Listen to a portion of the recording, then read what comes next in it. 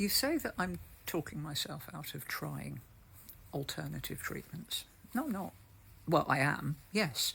The reason being is the treatments that I am having are evidence-based treatments recommended by a qualified oncologist who has spent many years studying this and is backed by human trials, by evidence, by clinical trials, by the lot. And if I start dabbling in untried, untested, unreviewed things, A, they might not work and I might die. And if I carry on the treatment that I'm currently getting and I try things like that, at best they can interfere with my chemo and give me some deeply unpleasant side effects. At worst, they can actually stop the verified chemotherapy working. So I'm not doing it.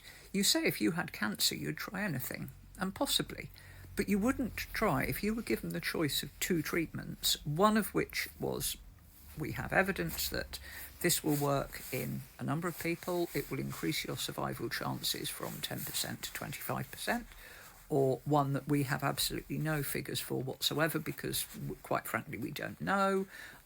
Somebody has started researching it, but we're a long way from finding out which would you pick.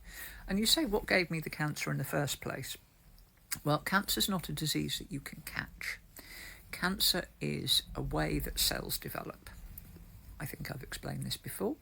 It's when cells divide and replicate, which are all cells in the human body, some of the bonds between genes break, they go wrong, and instead of in a nice, controlled and orderly fashion, cells of my bowel reproducing to make more nice, clean, healthy bowel cells, they go a bit wonky and start pumping out cells that reproduce very quickly and that are not bowel cells.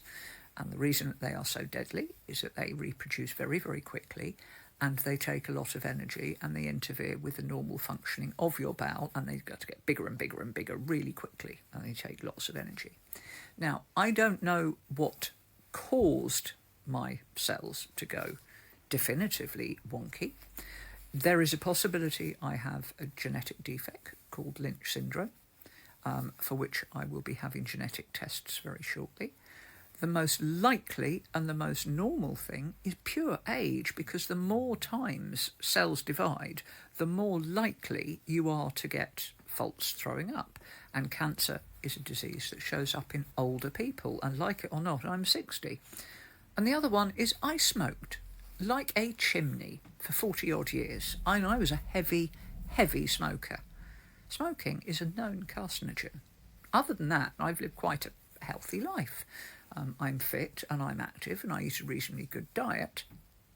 But I think a combination of age, possibly a genetic defect, and smoking like a chimney is probably what caused it.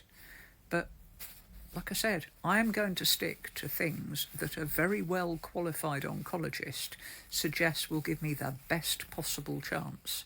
What I'm not going to do is start branching out into alternative cures because the evidence is not there. At the very best, there are things like the dog wormer, which may in future prove to be useful, but isn't now. At the worst, it's things like some mad woman who's been disqualified from practicing medicine and still wanders around trying to tell people to do random things like eat black pepper.